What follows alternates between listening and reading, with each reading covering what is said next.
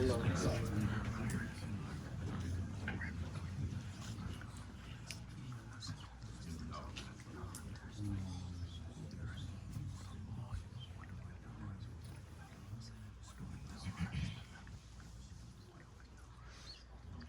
اور سورہ فاتحہ کے اعتبار سے ڈاکٹر صاحب کے والدین اور خاندان کے مرحومین کے لیے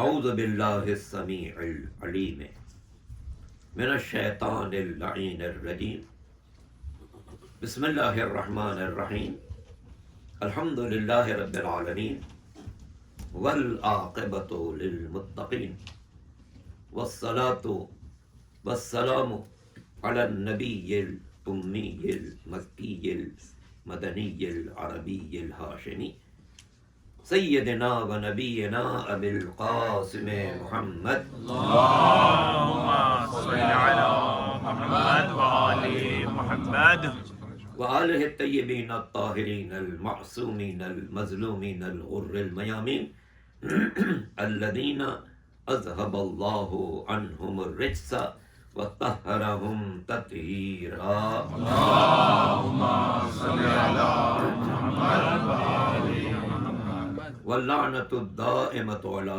أعدائهم أجمعين من يوم ظلمهم إلى يوم الدين أما بعد فقد قال الله سبحانه وتعالى في محكم كتابه الكريم وقوله الحق بسم الله الرحمن الرحيم يا أيها الذين آمنوا اتقوا الله ولتنظر نفس ما قدمت لغد درود پڑھنے محمد علیہ وسلم اللهم صل على محمد وآل محمد.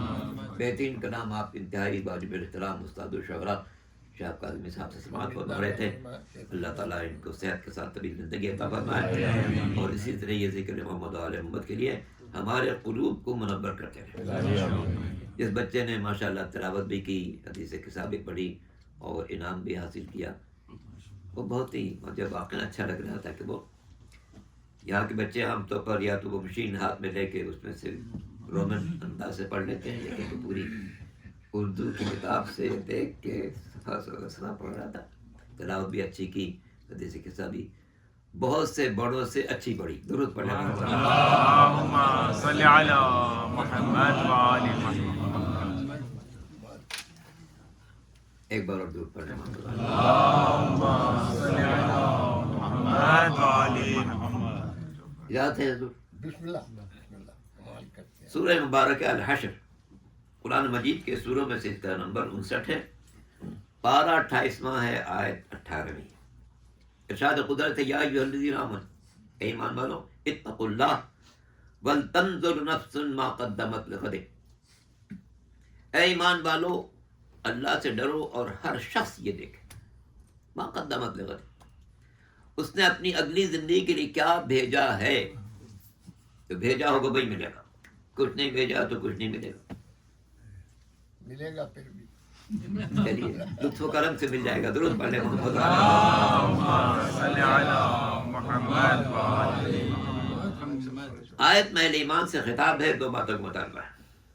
ایک تو یہ کہ اللہ سے ڈرو، لیکن ڈرو کا جو ترجمہ ہم لوگ کرتے ہیں یہ ہمارے اردو کی کمزوری کی بنا پر ہے، ورنہ اصل مقصد ہے مخالفت سے بچو.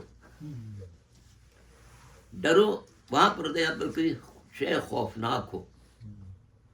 اللہ کوئی خوفناک شے نہیں ہے، ارحم الراحمین ہے. اس نے مطالبہ کیا ہے کہ دن میں کم از کم 60 مرتبہ میری رحمت کا اعلان کرو. خوفناک کیسے ہو سکتا ہے؟ کم از کم 60 مرتبہ میری رحمت کا اعلان کرو. یہ میں 60 مرتبہ کہاں سے لایا ہوں؟ درود پڑھے محمد علیہ وسلم. اللهم صل على محمد وآل محمد. لیکن سچ یہی ہے کہ کم از کم 60 مرتبہ روزانہ میری رحمت کا اعلان کرو. نمازیں کم سے کم جو واجب میں 5 ہیں، صبح کی 2، ظہر کی 4، عصر کی 4، مغرب کی 3، عشاء کی 4. ان میں کم از کم 10 سورے پڑھیں گے آپ.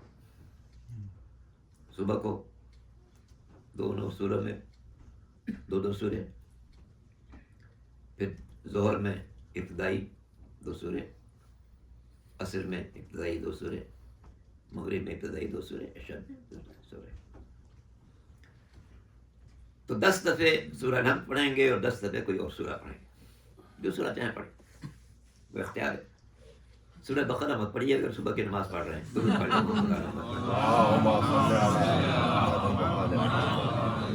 اختیار ہے، جو چاہیں سورہ پڑھیں، سوائے ان 4 سوروں کی جن میں سجدہ واجب ہوتا ہے.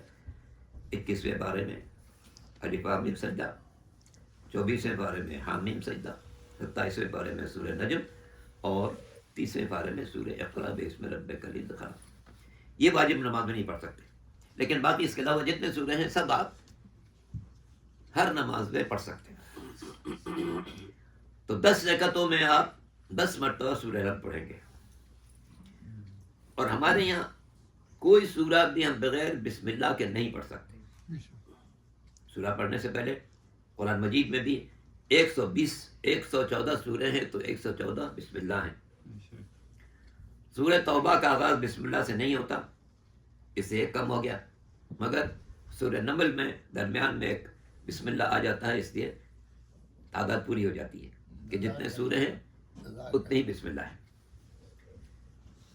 تو بسم اللہ کے بغیر ہم کوئی سورہ نہیں پڑھتے. ہم پڑھیں گے تو سورہ بسم اللہ پڑھیں گے، دوسرا سورہ پڑھیں گے تو بسم اللہ پڑھیں گے. سورہ نحل تو ہر سورے میں لازمی ہے، اس کے علاوہ کوئی سورہ پڑھ نہیں سکتے اس کی جگہ. باقی آپ کو اختیار ہے، نا کا نہ پڑھیں، نہ نہ پڑھیں، ولسر پڑھیں، زجار نہ پڑھیں، تبت یدا ابی لہب پڑھیں، جو چاہے پڑھیں. ہر سورے سے پہلے بسم اللہ ضرور پڑھیں گے. 10 رکعتوں میں 20 سورے پڑھیں گے، تو جب 20 سورے پڑھیں گے تو 20 بسم اللہ پڑھیں گے. جب 20 سورے پڑھیں گے 20 بسم اللہ پڑھیں گے. اور ہر بسم اللہ میں اللہ کی رحمت کا 2 مرتبہ اعلان. بسم اللہ الرحمن الرحیم. الرحمن بھی اس کی رحمت کا اعلان ہے، الرحیم بھی اس کی رحمت کا اعلان. تو جب 20 سورے میں 20 مرتبہ بسم اللہ پڑھیں گے تو در حقیقت 40 مرتبہ اس کی رحمت کا اعلان کریں گے. بسم اللہ کے بعد جب سورہ الحمد پڑھیں گے تو 10 رکعتوں میں کم از کم 10 مرتبہ الحمد پڑھیں گے. سورہ الحمد میں بھی آگے چل کے 2 مرتبہ اس کی رحمت کا اعلان. الحمدللہ رب العالمین الرحمن الرحیم، یہ بہت مہربان ہے، انتہائی رحم کرنے والا ہے. تو بسم اللہ کے ذریعے آپ 40 مرتبہ اللہ کی رحمت کا اعلان کریں گے، اور سورہ الحمد کے ذریعے سے مزید 20 مرتبہ اس کی رحمت کا اعلان کریں گے. اس لیے اگر واجب نماز پر بھی اکتفا کریں گے تو کم از کم روزانہ 60 مرتبہ اس کی رحمت کا اعلان کریں. تو جس کی رحمت کا ہم 60 مرتبہ کم سے کم اعلان کر رہے ہیں، اس سے ڈرنے کے کیا مطلب. درود پڑھیں محمد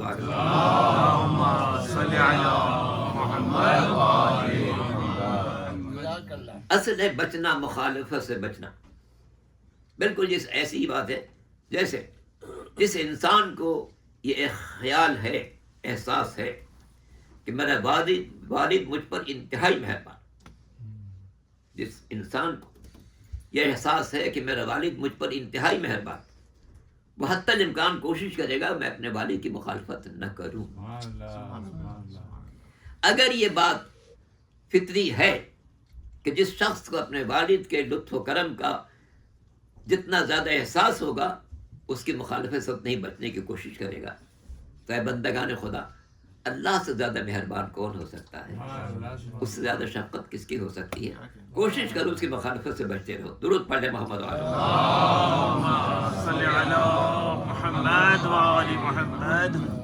ڈرنے کا بنیادی مفہوم یہی ہے کہ اس کی مخالفت سے بچو. اتقوا اللہ، بچو اللہ کی مخالفت سے. تو ایک بات تو یہ ہے کہ خوف خدا دل میں رکھو. دوسری یہ دیکھو کہ اگلی زندگی کیا پیش کیا. اس خوف خدا کے دو بنیادی نتائج. جس شخص کے دل میں جتنا زیادہ خوف خدا ہوگا بندگان خدا اس کے ظلم سے محفوظ ہوں گے اور وہ اتنا ہی گناہ سے محفوظ ہوگا. اور جس انسان کے دل میں خوف خدا جتنا کم ہوگا بندگان خدا اس کے ظلم سے اتنے ہی غیر محفوظ ہوں گے اور اس کی ذات گناہ سے اتنی غیر محفوظ رہے گی. تو اس لیے یہ خوف خدا در حقیقت فرد کے لیے بھی ہے، معاشرے کے لیے بھی ہے. فرد گناہ سے محفوظ رہے، معاشرہ اس کے ظلم سے محفوظ رہے.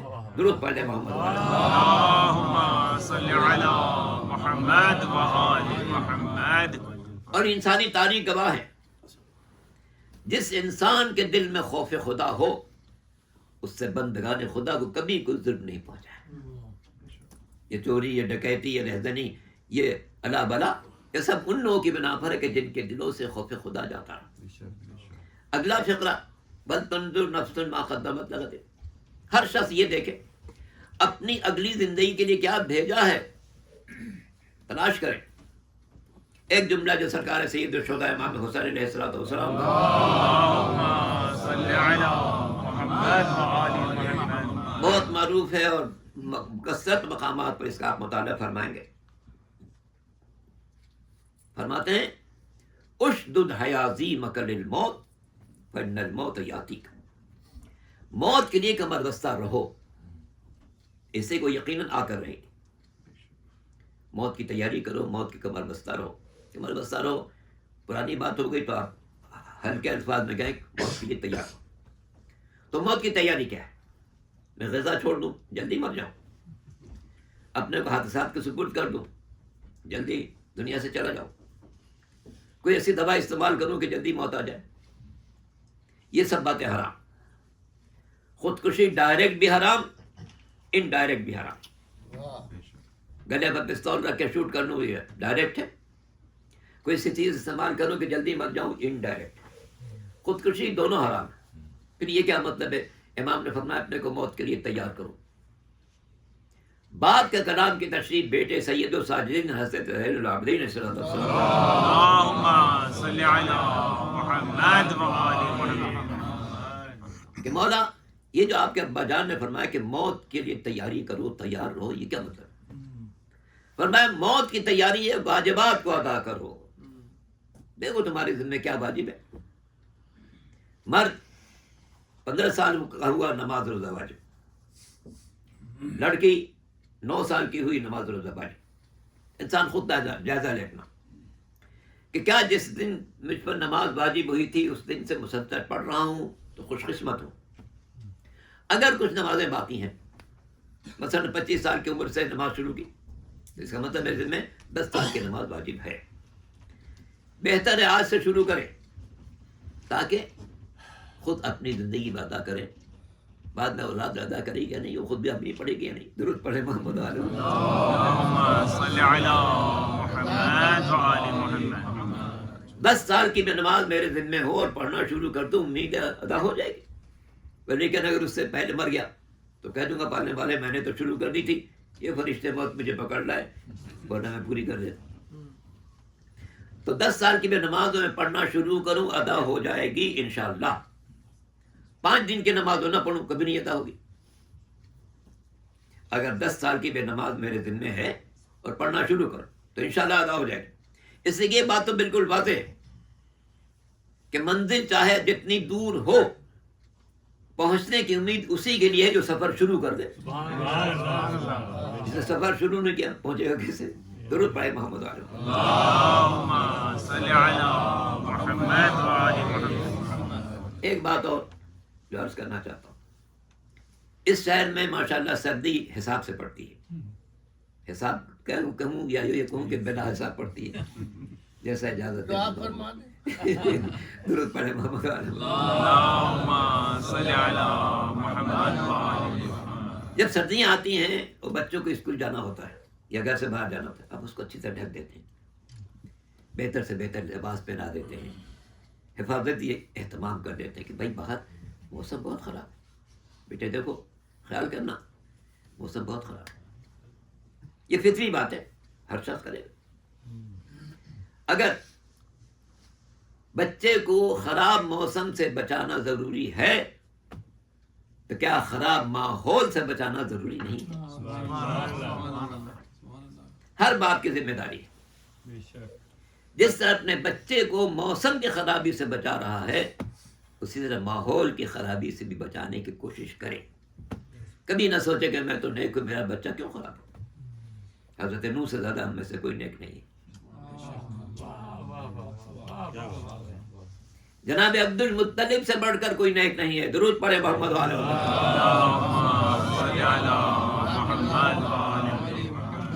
جناب عبد المطلب کے بارے میں کیا فرمان ہے. اللہ اکبر.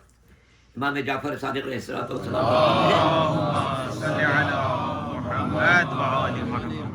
کہ جب میرے جد عبد المطلب علیہ السلام محشر میں آئیں گے تو چہرے پر نور انبیاء جیسا ہوگا, شان و شوکت بادشاہوں جیسا. انتہائی وجیح انسان, پورے عالم عرب پر ان کا غیر معمولی احترام بھی تھا, عزت بھی تھی, وقار بھی تھا. خندق کے موقع پر جب پیغمبر اسلام خود بھی خندق کھود رہے تھے تو وہاں پر ایک جملہ کہا تھا, انا النبی لا اکذب انا ابن عبد المطلب. میں نبی ہوں, جھوٹ نہیں بولتا ہوں, میں عبد المطلب کا فرزند ہوں. چونکہ جناب عبد المطلب کی عظمت و جلالت پورے عالم عرب میں معروف تھی. اس سے سرکار نے اپنے والد عبداللہ کا نام نہیں لیا جو جوانی میں دنیا چلے گئے تھے, بلکہ عبد المطلب کا نام لیا جسے ہر شخص پہچانتا. تو جناب عبد المطلب انتہائی باوقار شخصیت اور انتہائی نگاہ قدرت میں اتنے معزز کہ امام نے فرمایا کہ چہرے پر نور انبیاء جیسا ہوگا, شان و شوکت بادشاہوں جیسے. مگر ان کے دو بیٹے, جناب ابو طالب انہی کے بیٹے ہیں, ابو لہب بھی انہی کا بیٹا ہے. ایک دین کا سب سے بڑا محافظ اور دوسرا دین کا سب سے بڑا دشمن. خون وہی ہے. کوئی نہ سوچے کہ جناب میرا پاکیزہ خون ہے, میرا بیٹا تو خراب ہوگا. ایک خون ہے, سگے بھائی ہیں دونوں, مگر ایک دین کا سب سے بڑا محافظ, دوسرا دین کا سب سے بڑا دشمن. قرآن مجید میں کسی شخص کا نام لے کے اگر کوسا گیا ہے تو ابو لہب, تبت یدا ابی لہب. اس کی بنیادی وجہ ہے جب سرکار دو عالم حضرت محمد مصطفیٰ صلی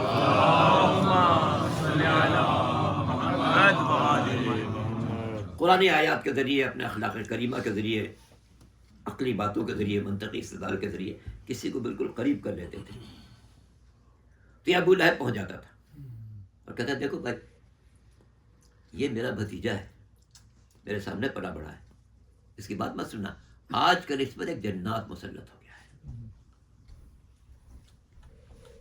چنانچہ پیغمبر کی جو گھنٹوں کی یا کئی دن کی محنت ہوتی تھی اسے ایک جملے سے برباد ہو جاتی تھی کہ وہ تو بھائی چچا ہے, باپ کی جگہ, تو جانتا ہے گھر کے حالات, اس پر ایک جنات سوار ہے, اس کی بات مت سننا.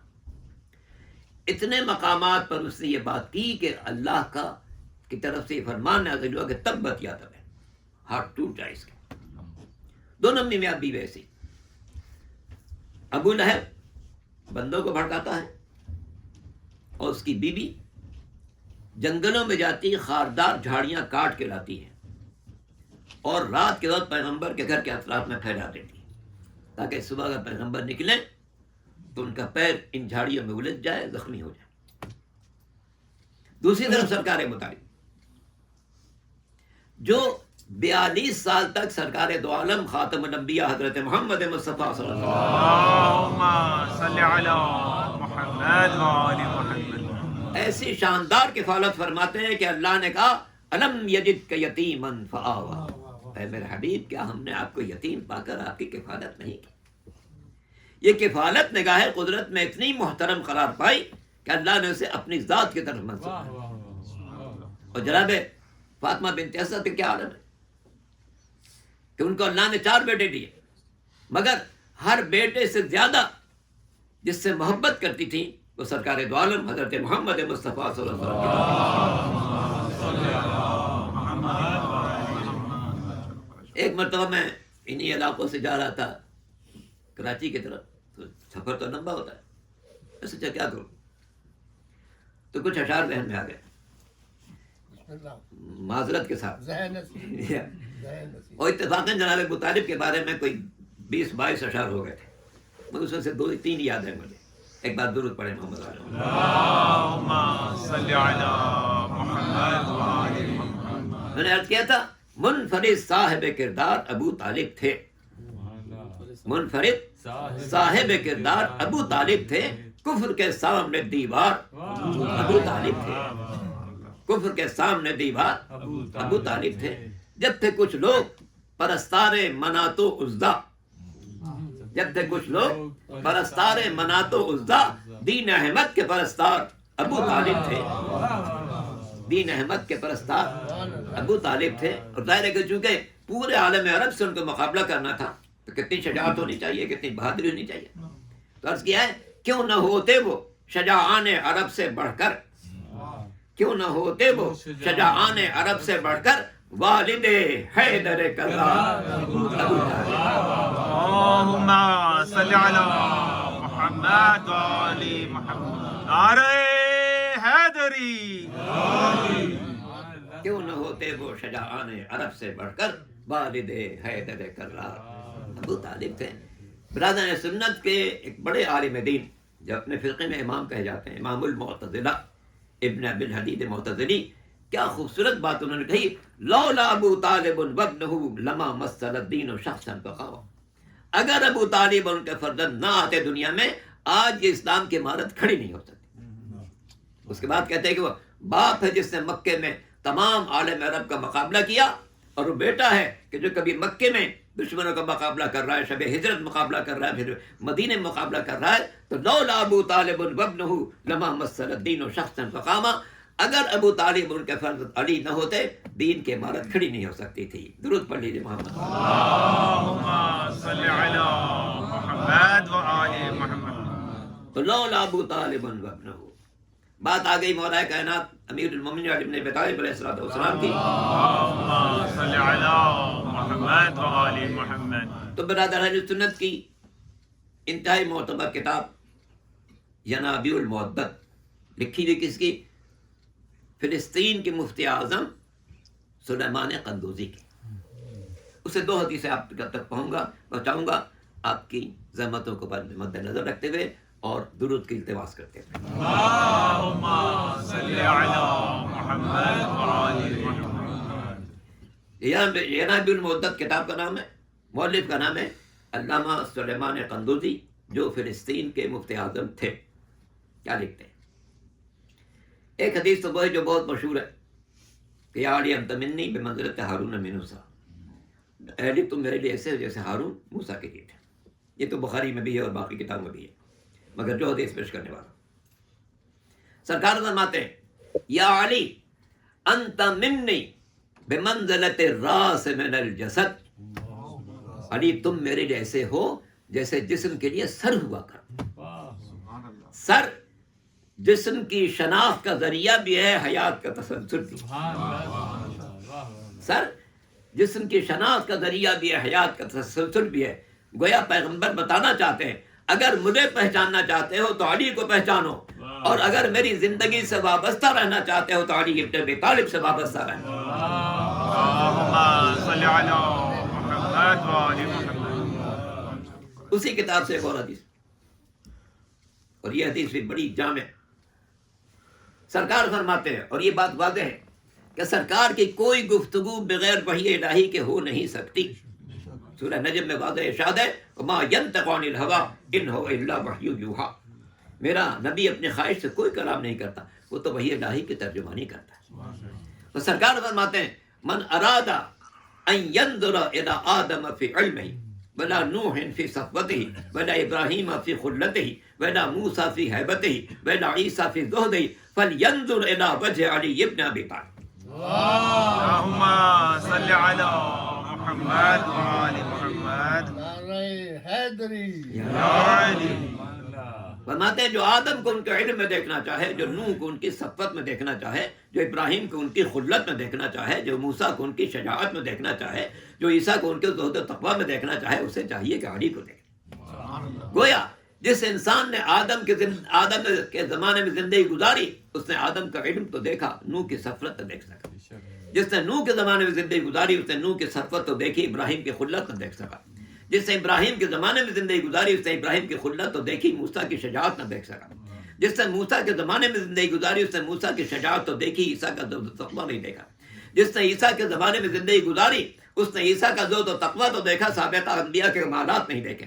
مگر جس نے علی کو دیکھا، اس نے آدم کا علم بھی دیکھا، نوح کی صفت بھی دیکھی، ابراہیم کی خلت بھی دیکھی، موسیٰ کی شجاعت بھی دیکھی، عیسیٰ کا زہد و تقویٰ بھی دیکھا۔ گویا سارے انبیاء کے کمالات کو یکجا دیکھا تو ذات علی نظر آ گئی۔ اللهم صل على محمد وآل محمد۔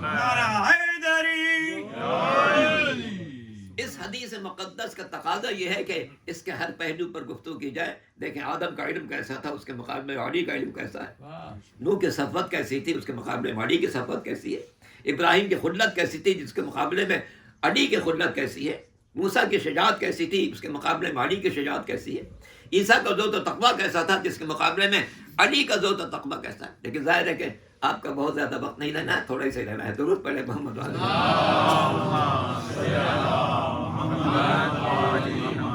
اس سے صرف ایک پہلو کی طرف موسیٰ کی شجاعت، کیونکہ سرکار دو عالم نے اپنی ذات کو موسیٰ سے تشبیہ دی ہے اور مولا کو ہارون سے تشبیہ دی۔ تو آئیے موسیٰ کی شجاعت دیکھتے ہیں۔ جناب موسیٰ کے واقعات قرآن مجید میں سب سے زیادہ ہیں، کیونکہ ان کی قوم کی سرکشی بھی سب سے زیادہ ہے۔ حضرت یوسف کے زمانے سے آج تک چلی آ رہی۔ درود پڑھے محمد والے۔ اللهم صل على محمد وآل محمد۔ تو سب سے زیادہ جس نبی کا تذکرہ جناب موسیٰ ہے، اور چند سورے انہی کے ساتھ مخصوص ہیں۔ سورہ شعراء، سورہ قصص اور سورہ انبیاء، سورہ اعراف، ان میں جناب موسیٰ کے بعد بہت تفصیل ہیں۔ میں جو بات عرض کرنے والا ہوں سورہ شعراء سے عرض کروں گا۔ یہ 26واں سورہ ہے، 26۔ کتنے بہادر تھے موسیٰ علیہ السلام؟ گھر سے نکلے تو دیکھا دو آدمی لڑ رہے ہیں۔ ھذا من شیعتہ وھذا من عدوہ۔ ایک موسیٰ کا شیعہ تھا، دوسرا موسیٰ کا دشمن تھا۔ اردو محاورے میں بھی، عربی محاورے میں بھی دوست اور دشمن، نور اور ظلمت، گمراہی اور ہدایت مقابل بولے جاتا۔ قرآن مجید میں تذکرہ ہے ان دو انسانوں کا جو آپس میں لڑ رہے تھے۔ ایک موسیٰ کا دوست تھا، دوسرا موسیٰ کا دشمن تھا۔ قرآن نے دشمن کو تو دشمن ہی کہا، مگر جو دوست تھا اس کو شیعہ کہا، تاکہ دنیا پر واضح ہو جائے نبی کے سچے چاہنے والے کو شیعہ کہا جاتا ہے۔ اور یہ لفظ قرآن مجید میں دو مقامات پر آیا، ایک یہاں جناب سورہ شعراء میں موسیٰ کے دوست کے معنی میں، اور سورہ صافات میں خود جناب ابراہیم کے لیے ارشاد ہوا ان من شیعتہ لابراہیم، یقیناً ابراہیم شیعہ تھے۔ تو ہم جب قرآن پر نگاہ کرتے ہیں تو یہ لفظ اتنا متبرک نظر آتا ہے، اتنا پاکیزہ نظر آتا ہے کہ اللہ نے کبھی اپنے خلیل حضرت ابراہیم کو شیعہ کہا اور کبھی موسیٰ کے سچے چاہنے والوں کو شیعہ کہا، چونکہ قدرت جانتی تھی ایک وقت آئے گا جب اس لفظ کے ساتھ بے ادبی کی جائے گی، دیواروں پہ اس کے خلاف نعرے لکھے جائیں گے۔ ہمارے ملک میں تو انتہا ہو گئی کہ تقریروں میں، تحریروں میں، دیواروں پہ لکھ دیتے تھے، ہمارے کفر کا اعلان کرتے تھے، مگر قدرت کا انتظام وہاں بھی عجب نظر آتا ہے۔ جو لوگ بھی نعرے لگاتے تھے یا دیواروں پہ لکھتے تھے وہ چار ہی لفظ لکھتے تھے، کافر، کافر، شیعہ، کافر۔ ہم نے کہا بھائی گن کے دیکھ لیجئے، لفظ چار ہیں، ایک شیعہ ہے، باقی کافر ہیں۔ درود پڑھے محمد۔ اللهم صل على محمد وآل محمد۔ گن کے دیکھ لیجئے، ایک بار اور درود پڑھ لیں محمد۔ اللهم صل على محمد وآل محمد۔ تو دیکھا دو آدمی لڑ رہے ہیں، ایک شیعہ تھا اور ایک دشمن تھا۔ فاستغاثه الذی من شیعتہ علی الذی من عدوہ۔ جو موسیٰ کا شیعہ تھا اس نے موسیٰ کو مدد کے لیے پکارا تاکہ ان کی مدد کرے۔ فاستغاثه الذی من شیعتہ، جو شیعہ تھا اس نے مدد کے لیے پکارا۔ گویا اس میں اشارہ ہے کہ شیعوں کی ہر دور میں خصوصیت رہی ہے، اپنی مشکلات میں الہی نمائندوں کو پکارا کرتے ہیں۔ اب جب موسیٰ کا شیعہ تھا اس نے موسیٰ کو پکارا، دور آگے بڑھ جائے، عیسیٰ کا شیعہ ہوگا تو عیسیٰ کو پکارے گا، جب علی کا دور آئے گا تو علی کا شیعہ علی کو پکارے گا۔ اچھا اب دیکھنا یہ ہے کہ جب جناب موسیٰ کے شیعہ نے موسیٰ کو مدد کے لیے پکارا تو کیا موسیٰ نے یہ کہہ دیا کہ کیا کر رہا ہے؟ اللہ کو پکار،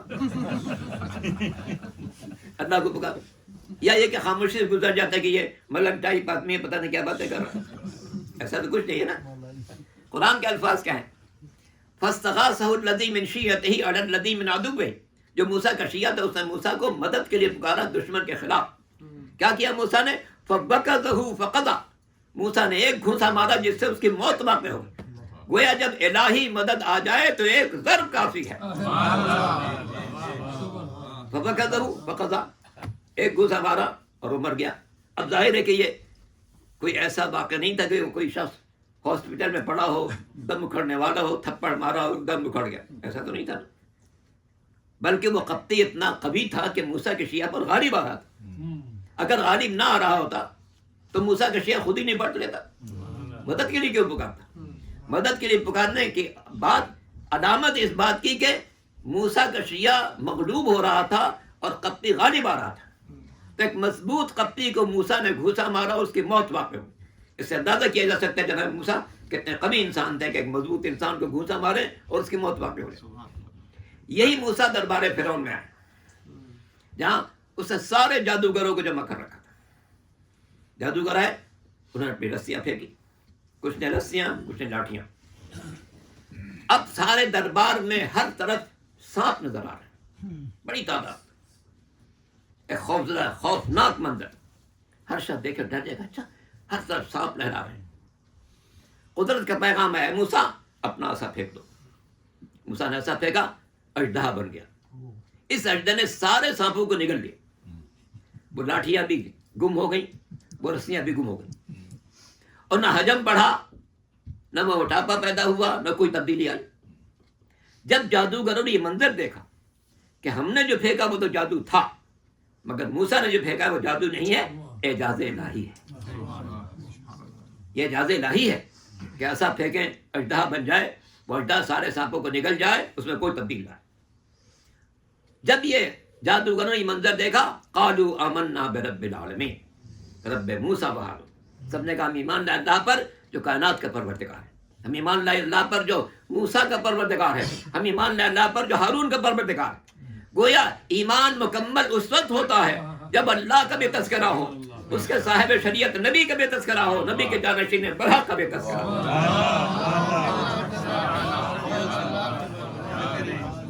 تو قالوا آمنا برب العالمین رب موسیٰ و ہارون، ہم ایمان لائے اللہ پر جو کائنات کا پروردگار ہے، ہم ایمان لائے اللہ پر جو موسیٰ کا پروردگار ہے، ہم ایمان لائے اللہ پر جو ہارون کا پروردگار ہے۔ ہم بھی تو یہ کرتے ہیں، کلمہ پڑھتے ہیں تو اللہ کا بھی تذکرہ کرتے ہیں، اس کے نبی برحق کا بھی تذکرہ کرتے ہیں، اور نبی برحق کے جانشین برحق مولا کائنات امیر المومنین حضرت ابی طالب علیہ السلام۔ اللهم صل على محمد وآل محمد۔ تو مشن مکمل ہو گیا، جادوگر ایمان لائے۔ قدرت ہے کہ موسیٰ اپنا عصا پھر اٹھا لو، کتنا مشکل معاملہ تھا، ایک دہا ہے بھی سارے سانپوں کو نکل چکا۔ فَأَوْجَسَ فِي نَفْسِهِ خِیفَةً، موسیٰ کو دل میں خوف محسوس ہوا۔ قدرت نے کہا موسیٰ لا تخف انی لا یخاف لدی المرسلون، موسیٰ ڈرنا نہیں، ہماری بارگاہ میں پیغمبروں کو ڈرنے کی اجازت نہیں ہے۔ رک گئے، مگر ابھی خوف باقی ہے۔ قدرت نے پھر تسلی دی، سنعیدها سیرتها الاولی، اے موسیٰ گھبراؤ نہیں، ہم اسے پہلے کی طرح بنا دیں گے، جیسے پہلے عصا تھا ویسے مثال عصا بنا دیں گے۔ تو جناب موسیٰ دربار فرعون میں ہے، عصا پھینکتے ہیں، اژدہا بن جاتا ہے، اژدہا سارے سانپوں کو نگل جاتا ہے۔ جادوگر ایمان لاتے ہیں، موسیٰ اللہ کہتا ہے کہ اب واپس لو، اٹھاؤ اسے۔ خوف محسوس ہوا، اور نہیں ڈرو نہیں، ڈرنے کی اجازت نہیں۔ سنعیدها سیرتها الاولی، جیسے پہلے عصا تھا ویسے عصا بنا دیں گے۔ اتنی تاکید کے باوجود تاریخ یہ کہتی ہے کہ جب موسیٰ نے ہاتھ بڑھایا تو ہاتھوں پر کپڑا لپیٹ لیا۔ اب غور کیجئے گا، فرعون کا دربار ہے، اژدہا مصنوعی ہے، قدرت کا وعدہ ہے کہ تمہیں کوئی گردن نہیں پہنچے گی، اور ہم جیسے ہی پہلے عصا تھا دوبارہ عصا بنا دیں گے. مگر اس کے باوجود موسیٰ کا ہاتھ پیچھے ہٹ رہا تھا. ہمیں تاریخ میں ایک اور منظر نظر آتا ہے جب مولا کائنات امیر المومنین علی بن ابی طالب علیہ الصلوۃ والسلام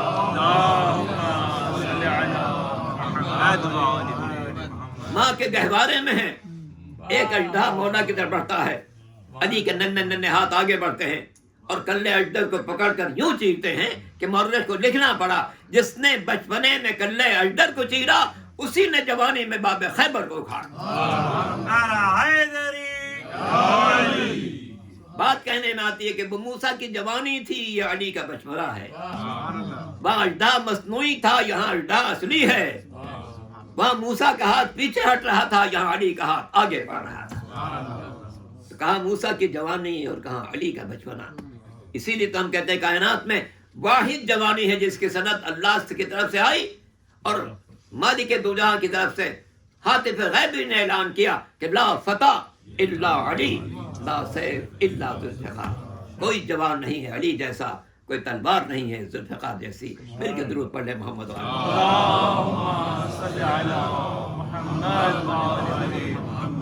تو شاعر کیوں نہ کہیں کہ نازائیں ہم کو در مرتضیٰ ملا، نازائیں ہم کہ ہم کو در مرتضیٰ ملا، اس در سے ہم کو خود کا رستہ کھلا. علی اور اولاد علی یہ نعمت الہی ہیں جو اللہ نے ہمارے لیے ان کو ایک نعمت عظمیٰ قرار دیا. اور انشاءاللہ میں نے جیسا کل کی مجلس میں عرض کیا تھا، بہت سے لوگ پہنچ چکے ہیں نجف میں، کربلا میں امام مظلوم کی زیارت کے لیے، اور بہت سے آج جا رہے ہیں اور بہت سے پہنچنے والے ہیں. کروڑوں کا مجمع ہے جو بندگان خدا کو حسین تک لے جا رہا ہے، نجف سے کربلا تک. یا حسین یا حسین یا حسین کی صدا. اب آپ مناظر میں آپ دیکھتے ہوں گے کہ ٹرالر پر چھوٹے چھوٹے بچے بھی ہیں مگر ان کا رخ بھی کربلا کی طرف ہے. ہاتھوں کو اٹھا کر کہتے ہیں لبیک یا حسین لبیک یا حسین لبیک یا حسین. کیوں؟ اس سے کہ آج دین کا ہر چراغ حسین کی بنا پر زندہ ہے، حسین کے اس خاندان کی بنا پر زندہ جس نے ہر مصیبت برداشت کی مگر پرچم حسینیت کو جھکنے نہ دیا. عزیزان محترم، کربلا کی داستان بھی ایک غیر معمولی داستان. دن بھر راہ خدا میں مجاہدین اپنے جانوں کا نذرانہ پیش کرتے رہے. صبح عاشور سے آغاز ہو رہا ہے، امام صبح کی نماز پڑھاتے ہیں اور مسلحی پر دشمن کی طرف سے اتنے تیر آتے ہیں کہ امام کے بہت سے مجاہد اسی مسلح عبادت پر درجہ شہادت پہ فائز ہوتے ہیں. اس کے بعد جب مقابلہ شروع ہوتا ہے تو جب ہوئی ظہر تلا قتل سے باہر شبیر، امام مظلوم کی بیشتر فوج درجہ شہادت پر فائز ہو چکی تھی.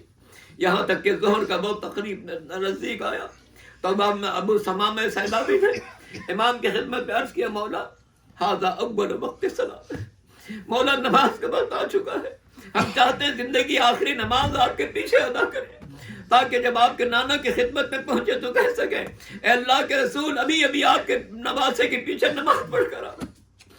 کیسے عاشق رسول تھے یہ لوگ، کیسے عاشق امام تھے یہ لوگ کہ زندگی کی آخری نماز بھی چاہتے ہیں کہ امام کے اختتام میں ادا کر کے جائے. جب امام سے کہا کہ مولا اول وقت آ چکا ہے، امام نے فرمایا تذکرت الصلاۃ، تم نے نماز کو یاد رکھا، اللہ تمہیں نماز کی مار کر.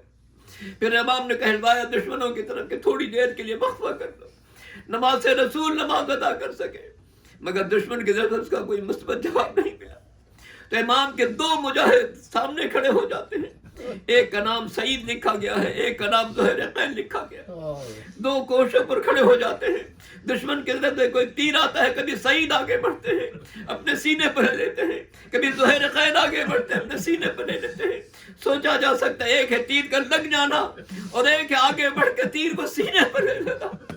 کیسے عاشقین امام تھے کہ جو اپنے سینوں پر تیر کو لے رہے تھے تاکہ امام کے قدموں تک کوئی تیر نہ پہنچنے پائے.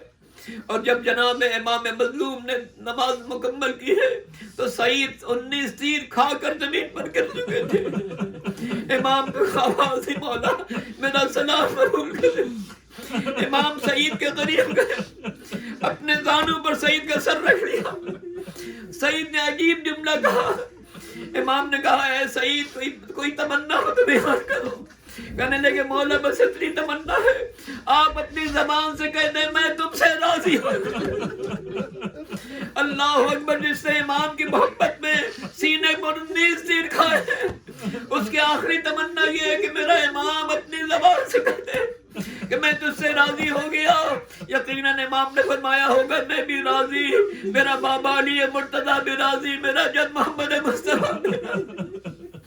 یہ تھے عاشقان امام۔ اور اسی لیے شاعر نے کہا کہ جب ہوئی ظہور تلا قتل سے باہر شبیر، اب اولاد کی باری شروع ہوتی ہے، کبھی اکبر جیسا جوار، کبھی قاسم جیسا نونہال، کبھی اون محمد جیسے شہزادے، کبھی عباس دلاور، اور کبھی 6 مہینے کا لال علی اصغر۔ کیا عالم ہوگا جب امام اپنے ہاتھوں پر بچے کو لے کر آئے ہوں گے اور دشمن کی طرف تیرے سے شعبہ سے اس بچے کو شہید کیا گیا ہوگا۔ ارباب مقاتل نے لکھا ہے امام بچے کو ہاتھوں پر لیے تھے، خون امام کے ہاتھوں میں تھا، ایسا تیرے سے شعبہ تھا جس نے گلو علی اصغر کے ساتھ بازو امام کو بھی زخمی کیا تھا۔ کسی شاعر نے کہا ہے کہ انکار آسماں کو ہے راضی زمین نہیں، اصغر تمہارے خون کا ٹھکانہ کہیں نہیں۔ امام عالی مقام بچے کو لے کر خیمے کے دروازے پر چلتے ہیں تاکہ رباب کے سپرد ان کی امانت کریں۔ آپ نے عاشور کے دن ایک عمل کیا ہوگا جس میں 7 مرتبہ آگے بڑھتے ہیں، 7 مرتبہ پیچھے آتے ہیں، ہر مرتبہ یہ جملہ ہوتا انا للہ و انا الیہ راجعون رضا بقضائہ و تسلیما لامرہ۔ امام رباب کے خیمے کے دروازے پر جاتے ہیں مگر پھر واپس آتے ہیں کہ ماں کے آغوش میں اس بچے کو کیسے پیش کریں جس کے گلے میں 3 پر کا تیر لگا ہوا ہے۔ 7 مرتبہ آئے پھر گئے، آخری مرتبہ جب پہنچے ہیں تو جناب رباب سے پہلے سکینہ آگے بڑھی، دیکھا میرا بھائی روتا ہوا گیا تھا، خاموش واپس آیا ہے۔ امام نے ابا کا دامن رکھا ہوا تھا، بچی نے دیکھا میرا بھائی روتا ہوا گیا تھا، خاموش آیا ہے۔ کہنے لگی بابا کیا آپ علی اصغر کو پانی پلا کیا آپ علی اصغر کو پانی پلا لائے؟ میں پیاسی رہ گئی۔ مگر جب امام نے ابا کا دامن ہٹایا، بچی نے گلے میں 3 پر کا تیر دیکھا، غش کھا کر زمین پر گر پڑی، ہائے میرا بھائی علی اصغر۔ اجرکم اللہ عزیزان محترم، یہ حسین کے سینے پر وہ شہزادی ہے۔ آج 13ویں سفر کو اس کا تذکرہ ساری دنیا میں ہو رہا ہے۔ شام میں کچھ لوگ پہنچ چکے ہیں جو قبر جناب سکینہ پر ماتم کر رہے ہوں گے۔ یہ وہ امام کے سینے پر سونے والی شہزادی ہے کہ جب شام غریبہ آئی تھی اور جناب زینب نے بچوں کو شمار کرنا شروع کیا، سب بچے موجود تھے مگر حسین کے سینے پر سونے والی شہزادی نہیں تھی۔ جناب زینب مقتل میں آتی ہے، سکینہ سکینہ پکارتی جا رہی ہے، یہاں تک کہ اس شیب میں پہنچی جہاں بھائی کا سر تو قلم ہو چکا تھا، لاشا پڑا ہوا تھا۔ جناب زینب نے دیکھا اس لاش سے بچی لپٹی ہوئی ہے، جناب سکینہ سے کو بلایا، آؤ بیٹا یہ کس کا لاشا ہے جس سے لپٹی ہو؟ جناب سکینہ نے کہا پھوپھی جان یہ میرے بابا کا لاشا ہے۔ جناب زینب پوچھتے بیٹا تم نے کیسے پہچانا؟ اس لاش کا تو سر بھی موجود نہیں ہے۔ کہنے لگی جب میں مقتل میں آئی بابا بابا کہہ کے پکار رہی تھی، اسی لاشے سے آواز آئی اے سکینہ تیرا بابا یہاں رہا۔